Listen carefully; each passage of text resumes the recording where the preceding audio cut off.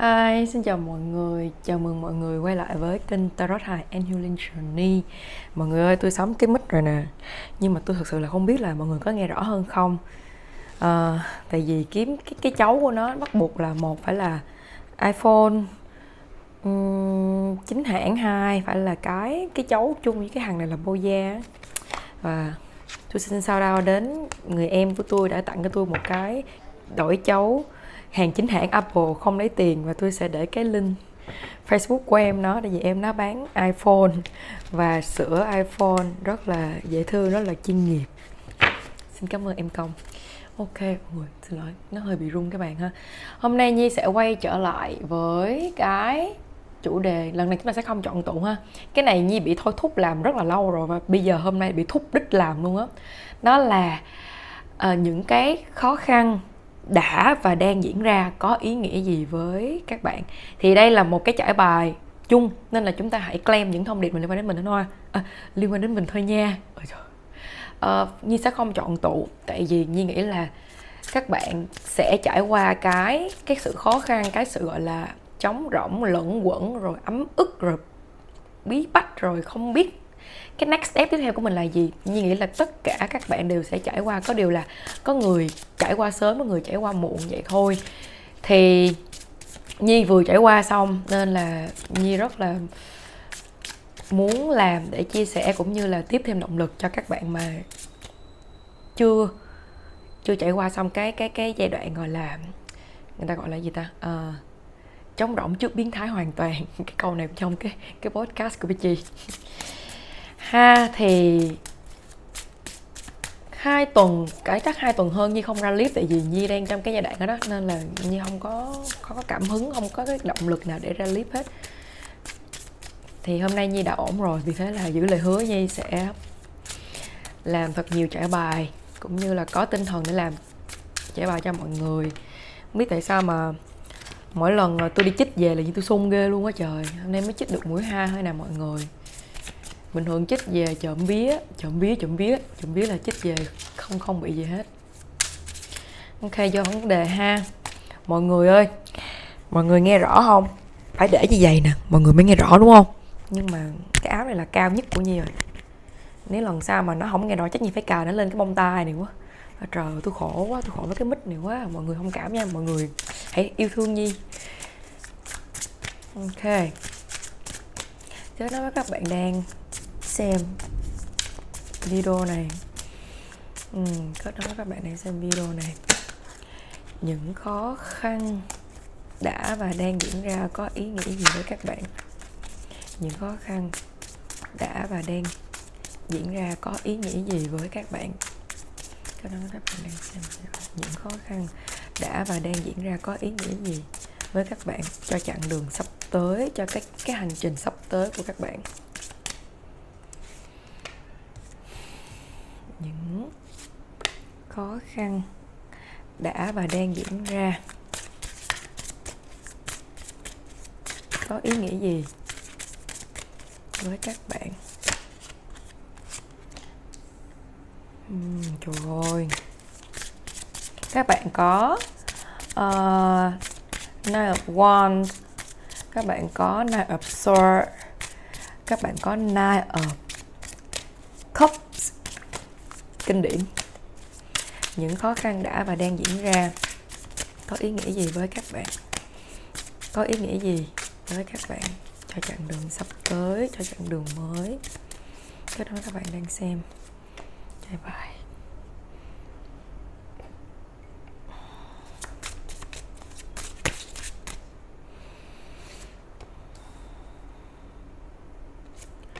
Ở đây Nhi mới thấy pop up số 8, 12.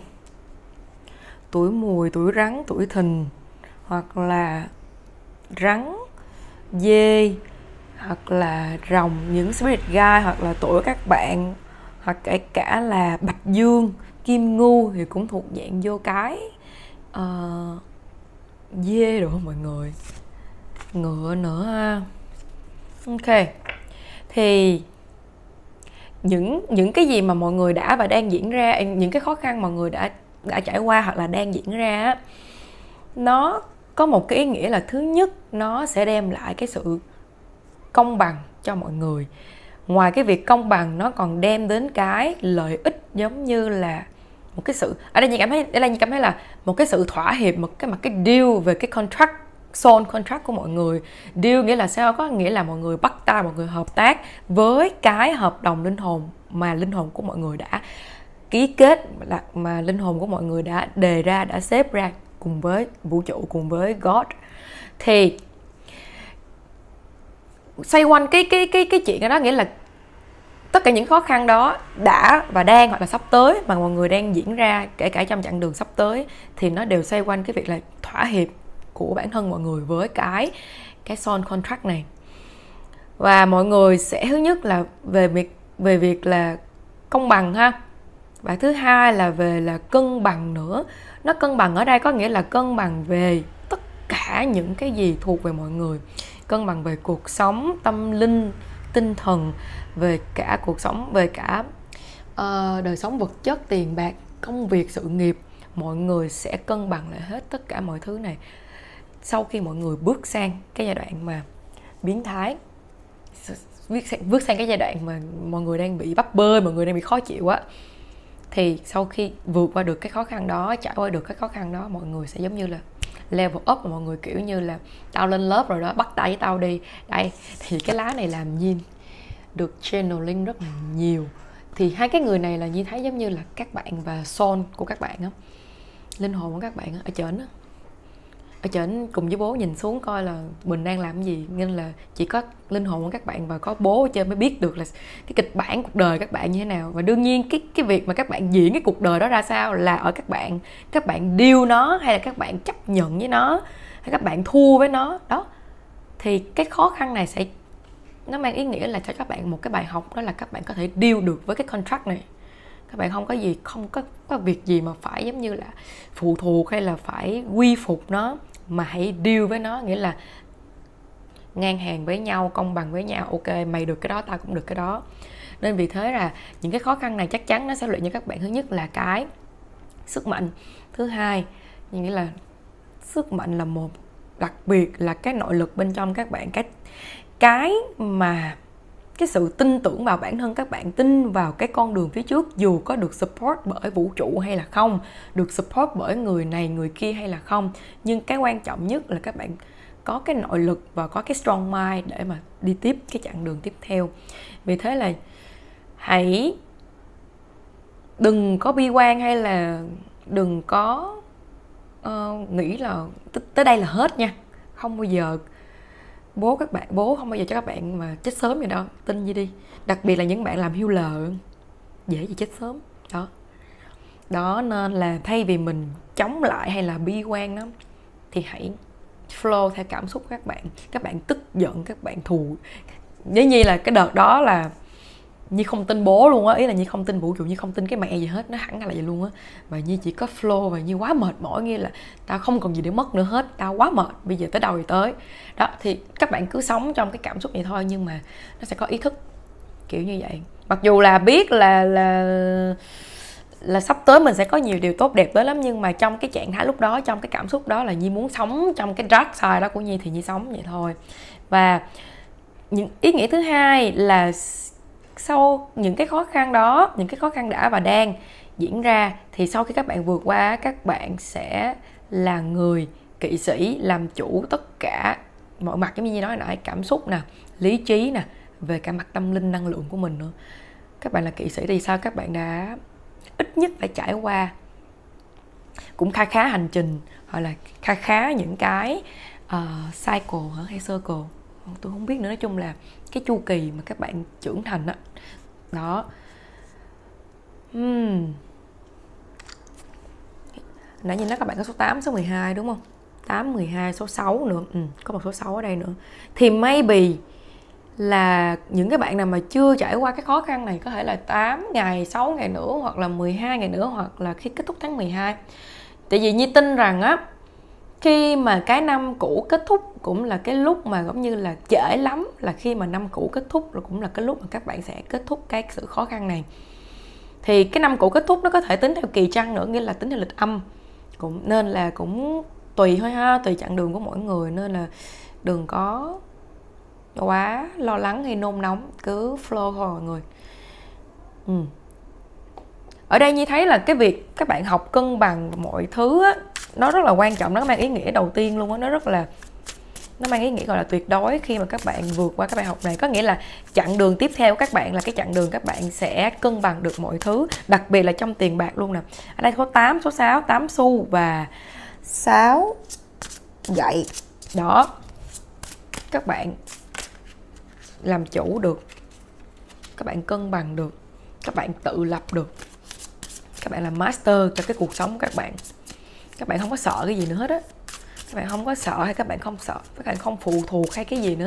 Có nghĩa là những cái tín hiệu, những cái sign, những cái thông điệp được gửi đến ok, nhưng cái việc mà các bạn có muốn gọi là theo cái sự chỉ dẫn đó hay không nằm ở các bạn.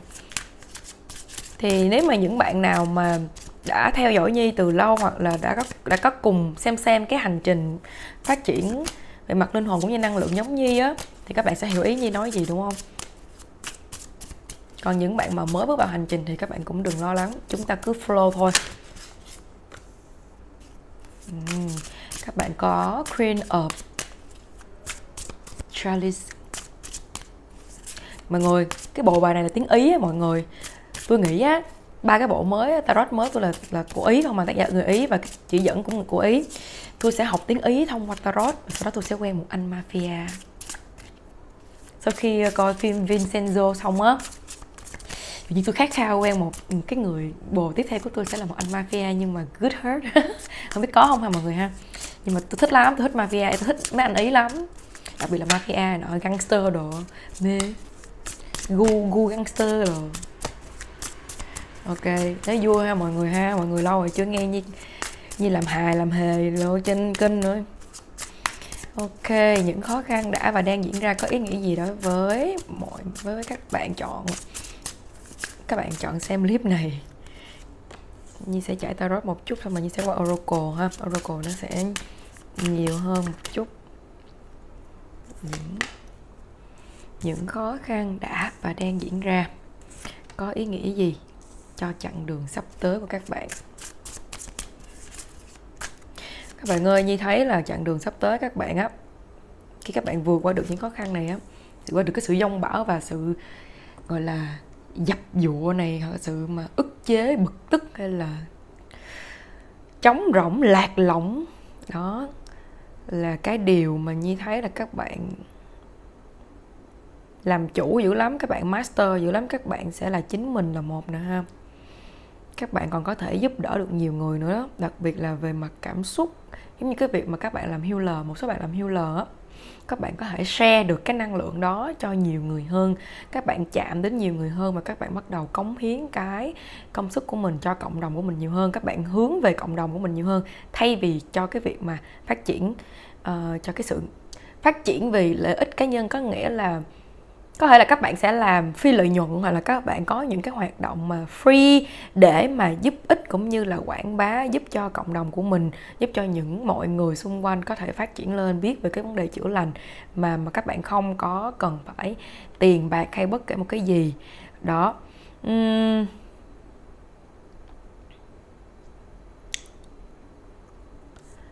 các bạn có 9 gậy nữa nè. Nhi không biết nhưng mà tự nhiên trong đầu như có số 9 là số tâm. Ở đây liên tục là số 9, gậy 9 ly là những con số. Với Nhi thì Nhi rất thích số 9. Số 9 đối với Nhi cũng là số tâm linh, và số 7 cũng là số tâm linh đó. Thì đối với Nhi số 9 rất là có ý nghĩa với Nhi. Và cái ý nghĩa tiếp theo cho có những cái khó khăn các bạn đã vượt qua, đó là cái việc các bạn sẽ rising rất là lớn, rất là mạnh, các bạn sẽ bung mình rất là mạnh. Với những bạn nào mà đã có vị trí hoặc là có tiếng nói hoặc là đã được mọi người biết đến trong cộng đồng á, các bạn sẽ một lần nữa bùng nổ và sẽ gọi là tung cánh bay giống như là phượng hoàng á, mọi người hiểu không? Nhưng mà không phải là các bạn bị vùi dập hay cái gì, mà giống như là một lần nữa phượng hoàng được double lên á, đó kiểu như vậy, chứ không phải là các bạn bị vùi dập và các bạn tái sinh không. Cái phượng hoàng đây Nhi thấy á, có nghĩa là nó càng lớn mạnh hơn nữa, nó càng bung nhiều cánh hơn nữa và nó còn rực rỡ hơn nữa. Còn đối với những bạn nào mà đó giờ vẫn gọi là low key, hoặc là các bạn không có ước ao, các bạn không có nghĩ rằng trời ơi nghĩ sao mà mình có thể đi quảng bá cho mọi người, hay là làm sao mình có thể đi truyền tải những thông điệp này cho nhiều người hoặc là cho cộng đồng đồ á, thì các bạn sẽ bắt đầu có cái xu hướng là mình phải làm cái điều này, tại vì mình được thôi thúc và các bạn muốn làm cái điều đó cho cộng đồng của mình nhiều hơn.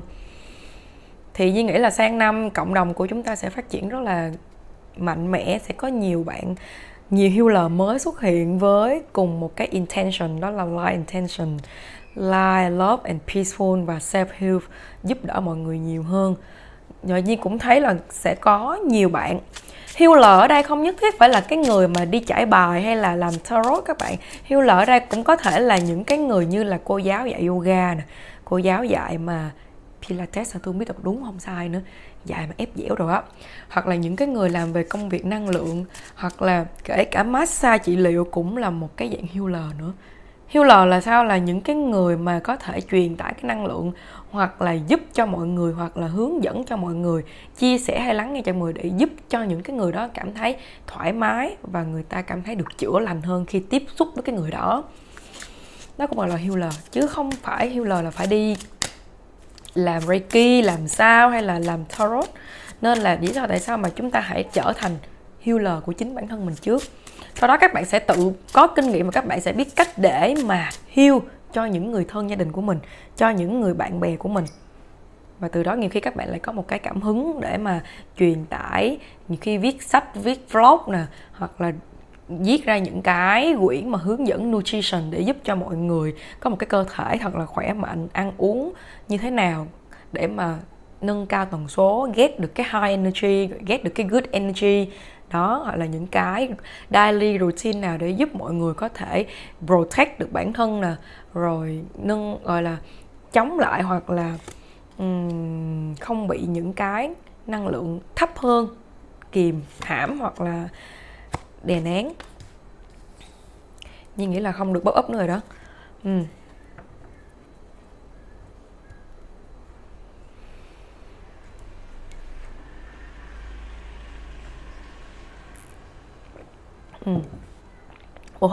Một thông điệp được gửi đến nữa là sau khi mà trải qua những cái khó khăn này á, cái ý nghĩa của những cái khó khăn các bạn trải qua thì các bạn sẽ học được bài học, đó là cái vấn đề đó là cái bài học về cái soul connection.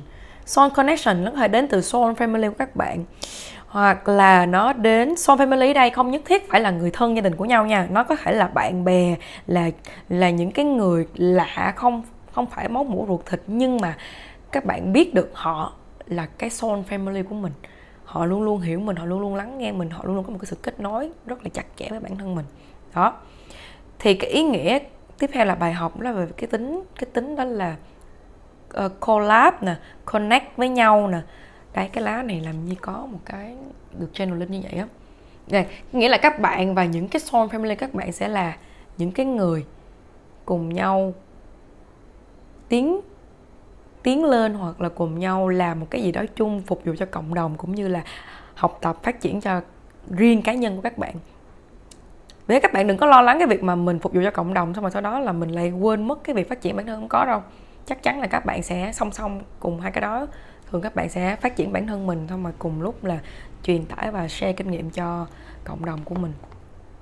Ok. Nhi nghĩ đến là Nhi sẽ chạy đến Oracle ha. Nhi tính làm cái clip này khoảng chừng 30 phút thôi. Nhi không muốn nó quá dài. Hello mọi người nghe tôi nói rõ không? Tôi chán quá. Tôi mà biết cái mic này nó mà nó không có bắt cái âm thanh nó xa vậy á, là tôi mua đại cái mic mà giống như hát karaoke mọi người, để lên bàn á, để mỏ vô hát, để mỏ vô nói luôn cho rồi. Ok. Ý nghĩa những khó khăn đã và đang diễn ra có ý nghĩa gì cho chặng đường sắp tới, cho hành trình sắp tới của các bạn? Những khó khăn đã và đang diễn ra có ý nghĩa gì cho chặng đường sắp tới của các bạn?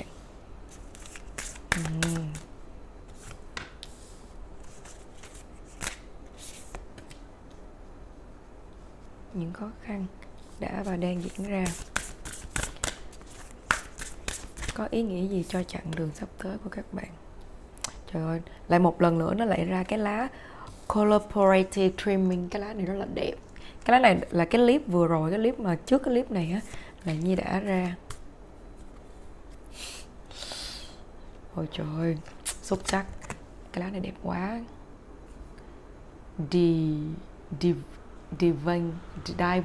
Diving for light. Ok.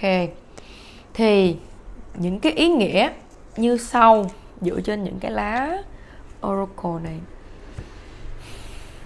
Chắc chắn thứ nhất là các bạn sẽ được lột xác. Sau khi trải qua những cái sự khó khăn này, bước vào chặng đường mới, các bạn, điều đầu tiên các bạn sẽ cảm nhận là cái sự lột xác của bản thân mình. Các bạn sẽ thấy được cái sự tiềm ẩn bên trong bản thân mình, gọi là cái sức mạnh, cái khả năng, cái talent, cũng như cái sự lì lợm của các bạn á. Lì lợm ở đây mang tính là tích cực ha, có nghĩa là các bạn không ngại việc mà mình bị challenge, mình bị thử thách, mình bị này bị kia để mà có thể lớn hơn, mạnh hơn. Các bạn đừng sợ học bài học, học mới lớn được. Các bạn mà muốn phát triển nhanh, các bạn mà muốn phát triển giỏi hơn hay là vượt bậc hơn thì chỉ có học thôi. Học bằng cách làm sao đó là bố sẽ gửi những bài học, bài tập, bài test về cho mình. Và cái ý nghĩa nữa là đó là cái quá trình về niềm tin. Các bạn sẽ rút ra được một bài học, hoặc là nhận ra được một cái ý nghĩa, một cái điều gì đó cho cái niềm tin của mình trong cái quá trình tin tưởng của mình từ lúc bắt đầu cái cuộc hành trình cho đến bây giờ. Chứ không phải là niềm tin trong một khoảng nhất định, mà là các bạn sẽ review, các bạn sẽ nhìn lại được lúc bắt đầu hành trình mình tin vào cái gì, xong rồi tiếp theo đó mình tin vào cái gì, và đến bây giờ mình tin vào cái gì. Đối với Nhi á, lúc bắt đầu hành trình á là Nhi tin vào vũ trụ, Nhi chỉ tin vào là bố thôi. Nhi tin, Nhi nói là làm cái gì làm Nhi sẽ tin 100% vào bố. Đó, Nhi cứ dạy, cứ tin đến khi mà vừa mới trải qua cái giai đoạn vừa rồi á, thì đến hiện tại là Nhi tin vào bản thân Nhi nhiều nhất. Đương nhiên Nhi tin vào vũ trụ nữa, nhưng mà lúc này Nhi đặt Nhi là center, Nhi đặt Nhi là trung tâm, và vũ trụ sẽ là người support Nhi, cũng như Guardian, cũng như Spirit Guide sẽ là người support Nhi. Và cái điều mà Nhi muốn đi hay như thế nào chắc chắn là được thôi thúc từ bên trong, cũng như là cái deal contract, deal với cái soul contract của Nhi nữa. Nhưng mà hiện tại là cái niềm tin đó là nằm ở chính bản thân của Nhi. Đó, nên là Nhi thấy các bạn sẽ rút ra được cái điều là cái quá trình niềm tin của các bạn nó sẽ như thế nào. Đó. Và các bạn sẽ được sau tất cả những cái khó khăn đó, những cái sự vùi dập đó, những cái sự gọi là mông lung hay là vô định đó, thì cái cuối cùng các bạn sẽ hướng tới ý nghĩa cuối cùng, mà cũng như là cái intention ban đầu của chúng ta, đó là cái việc là hướng về ánh sáng, hướng về light. Đó là một cái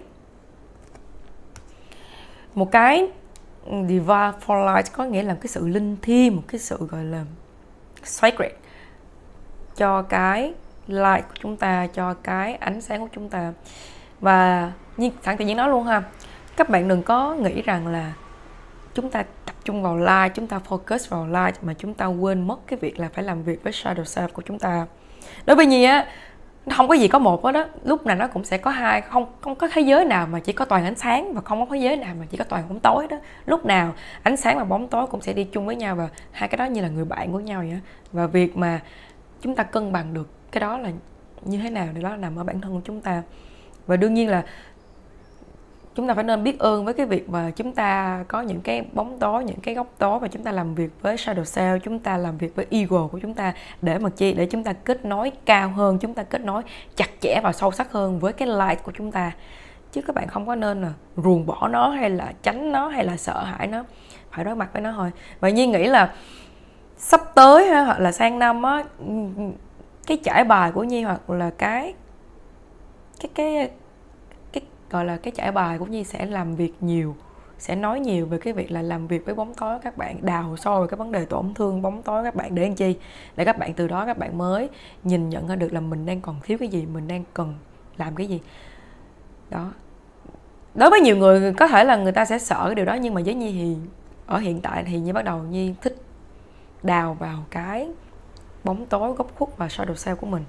Khi mà các bạn nhìn được cái đó, các bạn tìm được cái đó nha, là tự nhiên các bạn tỉnh liền luôn, các bạn awake nhanh lắm.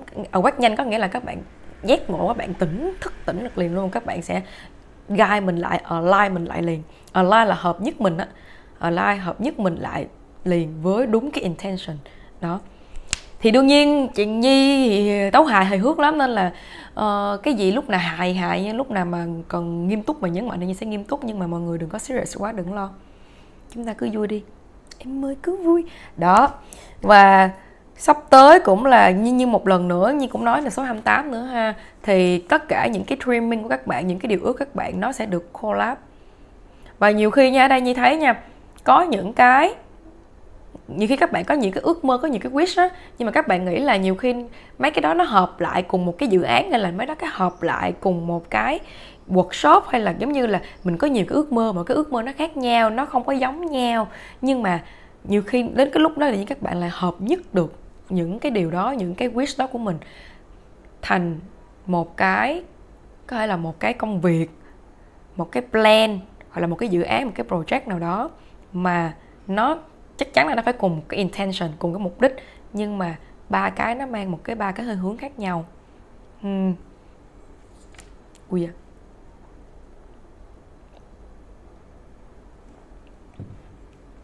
Một cái ý nghĩa tiếp theo nữa Nhi thấy á, là cái ý nghĩa mà sau những cái khó khăn này, khi các bạn bước sang cái chặng đường mới á, đó là các bạn bắt đầu một chặng đường mới đó. Đây là cái là sacred full trong cái tarot, có nghĩa là số 0 là bắt đầu một hành trình mới, một cái chu kỳ mới á. Thì các bạn sẽ bắt đầu cái hành trình mới này như thế nào? Nó có giống như bắt đầu một hành trình mới như lúc ban đầu các bạn bước vào hay không? Hay là giống như cái chặng đường vừa rồi hay không? Hay các bạn sẽ là người sẽ làm chủ cũng như là tô màu sắc cho cái chặng đường mới này của các bạn? Đây là các bạn nè ha. Và các bạn muốn cái hành trình của mình nó diễn ra như thế nào, là chính bản thân các bạn sẽ là điều khiển cái con rối này luôn. Đó là cái Nhi thấy á. Và những cái vision nghĩa là tầm nhìn. Nếu mà hiện tại các bạn đang những bạn nào mà đang trong cái quá trình đang gọi là bị tắc, bị block và không nhìn thấy được lối ra, hay là không biết tiếp theo như thế nào, các bạn hãy yên tâm.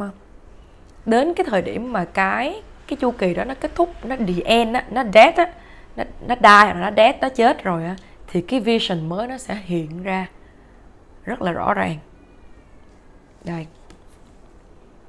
Nên là đừng lo lắng và cũng đừng nôn nóng, và cũng đừng có mong chờ cái điều tiếp theo làm gì. Các bạn cứ flow thôi, tại vì chắc chắn mọi thứ được sắp xếp rồi. Đó, khi nào mà nó diễn ra, nó open, nó dọn ra cho mọi người, chúng ta ăn thôi. Ha. Ok, bây giờ Nhi sẽ đến một vài lá oracle của các archangel thôi ha. Và Nhi sẽ kết thúc cái. Có lá này hay quá nên là Nhi để luôn, đó là Trust Yourself. Lá này nằm ở phía dưới cái lá Divine for Light á. Thì với cái lá này á, Nhi nhận được một cái thông điệp, đó là hãy tin tưởng vào bản thân các bạn và tất cả spirit guide của các bạn. Đây, tất cả spirit guide của các bạn có rất nhiều, đúng không? Rất nhiều spirit, và nó đến từ rất nhiều animal, là đến những hình ảnh khác nhau. Thì hãy tin vào bản thân các bạn, và các bạn cứ go thôi, các bạn cứ fly và bay thôi. Thì tất cả spirit guide, guardian angel sẽ là người đi theo các bạn, protect và cũng như là guide, cũng như là remind các bạn. Và cái ý nghĩa, Nhi nghĩ là ý nghĩa quan trọng nhất sau những cái khó khăn này, và cũng như là ý nghĩa thật là tiêu đề cho cái chặng đường mới đã, hoặc là sắp tới sẽ xảy ra, đang và sắp tới sẽ xảy ra, đó là cái việc là các bạn hãy tin vào bản thân mình và gọi là master của chính bản thân mình, master cho chặng đường của mình, và master tất cả mọi thứ liên quan đến cái cuộc sống của các bạn, tất cả mọi khía cạnh, phương diện. hen. Ok, vài lá trong Archangel Oracle nữa. Ở ra Nhi được thôi thúc làm cái clip này từ lúc mà Nhi còn ở Hội An á, cách đây 2-3 tuần hết á. Lúc đó là bắt đầu rơi vào trạng thái mà là biết rồi, tại Nhi tự biết luôn á, là Nhi biết là sắp tới thế nào cũng sang chặng đường mới, là rơi vào cái trạng thái này liền. Là được thôi thúc làm rồi đó, nhưng mà không có hứng làm, không muốn biết nói gì hết, tại vì cơ bản lúc đó năng lượng cũng không được tốt, lên cũng nó sẽ không được khách quan đưa ra những cái lời khuyên cũng như cái kinh nghiệm cho mọi người á. Một lần nữa các bạn lại có cái cán cân này, mọi người thấy không, trong tất cả những cái giải bài á, nó gọi là cái cán cân Divine Order. Nghĩa là sao? Lúc mà hồi xưa, lúc mà Nhi trước đó Nhi cũng trải cái này cho Nhi nè, nó cũng ra Divine Order, cũng không hiểu là cái gì. Thì ra sau khi các bạn kết thúc được những cái khó khăn này á, đặc biệt là những cái bạn nào mà đang trong cái hành trình mới này, các bạn sẽ cảm nhận được thì ra là những cái kế hoạch, những cái chặng đường, những cái điều đang diễn ra ở chặng đường mới này, nó thật sự rất là linh thiêng, nó đã được order rồi trước, nó được giống như là được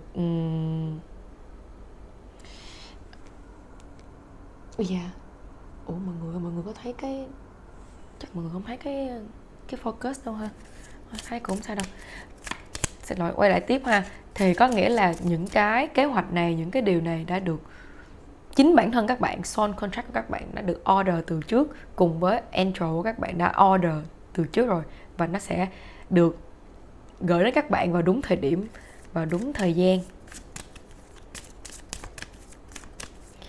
Các bạn có lời nhắn là compassion. Hãy compassion với cái quá trình này, đặc biệt là những bạn mà đang trong giai đoạn mà khó khăn đó, và những bạn mà mới vừa bước sang giai đoạn mới, giai đoạn đầu á, thì cũng hãy compassion. Compassion nghĩa là sao? Nghĩa là bao dung, nghĩa là nhẫn nhịn, kiểu gì đó, nó cũng nhẹ giống patient, nhưng mà nó mang tính bao dung nhiều hơn. Ủa mọi người, tôi không biết tại sao cái focus á, tôi không biết nó có hiện lên trên cái màn hình không ha? Chắc là không. Tôi ngu công nghệ đó, low-tech phải. Các bạn có lời nhắn là hãy breathe, hít thở. Tự nhiên nói xong tự nhiên tôi hít thở luôn. Những cái món quà, những cái gifts, những cái món quà đến từ vũ trụ, đến từ God sẽ được gửi đến các bạn. Vì thế mà những bạn nào mà đã cảm nhận được những cái món quà đó tới thì hãy open arm, hãy mở rộng vòng tay để đón nhận những cái điều đó.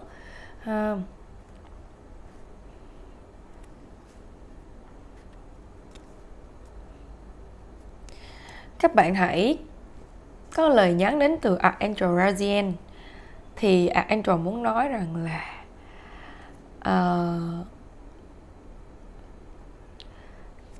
Archangel Raziel muốn nói rằng là ông đang giúp cho mọi người, đang giúp cho cái spiritual side, giống như là giúp cho cái phần mà liên quan đến spiritual của mọi người á, nó được awake fully, có nghĩa là nó được thức tỉnh một cách đủ đầy nhất, được một cách gọi là fully nhất.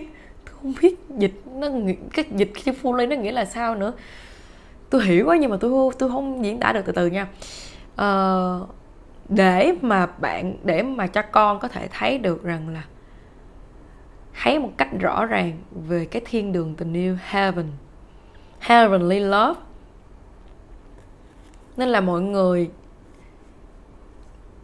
đừng mất niềm tin, hãy have faith và hãy tin rằng là sau khi mọi người trải qua khó khăn này, thật sự những cái điều tốt đẹp nó diễn ra mà một cách rất là bất ngờ, giống như là được sắp xếp mà kiểu giống như là quickly luôn á, giống như là magical luôn á, nó kỳ diệu lắm kìa. Đến lúc mà Nhi trải qua rồi á, Nhi mới tin luôn á, kêu thì ra những cái lá bài bữa trước Oracle mình trải là ý muốn nói như vậy. Thì Nhi không nghĩ là Nhi sẽ có được nhà rồi Nhi dọn ra riêng ở vào trước Noel, tại vì lúc đó nó còn có 3-4 ngày thôi, mà đùng một phát hả, trong vòng 2 ngày thôi dọn sạch sẽ xong xuôi, xong rồi kiểu tiền bạc rồi kiểu được support rồi được đổ về rồi các kiểu luôn. Đến nỗi mà các bạn tin là đúng ra Nhi dọn nhà vào buổi sáng Nhi xin nhà buổi sáng 8 giờ nhưng mà chị chủ kêu là không, 2 giờ chiều mới được. Thì đúng là nguyên buổi sáng đó là Nhi nhận đầy đủ tất cả hàng hóa, giống như là còn một thùng hàng ở Hội An, rồi đồ của Shopee đặt ở cái nhà, thì lúc đó Nhi ở nhà gì á, là lúc đó là giao đầy đủ tất cả đồ đạc luôn, là Nhi gom nguyên đống đó, bao gồm cái micro luôn, Nhi gom đống đó là Nhi qua nhà mới luôn, là coi như là qua nhà mới một cái là tất cả mọi thứ đó đã xong xuôi hết luôn. Nó không còn phải lấn cấn hay bất kể một cái gì luôn, làm căn cước công dân mới luôn đó, kiểu không ngờ, kiểu là nó rất là nhanh và nó kiểu gọi là như thấy nó magical, đúng là kỳ diệu thiệt á. Nhưng mà chỉ có bố mới làm được thôi. Vì thế là mọi người hãy compassion với quá trình này ha. Hãy nếu mà mọi người không tin thì mọi người cứ không tin thôi, nhưng mà Nhi muốn nói là sau khi trải qua, sau khi kết thúc, mọi người sẽ nhận được những cái phần thưởng xứng đáng, mọi người sẽ được trải ra những cái điều gọi là nó thực sự phục vụ cho mọi người nhất.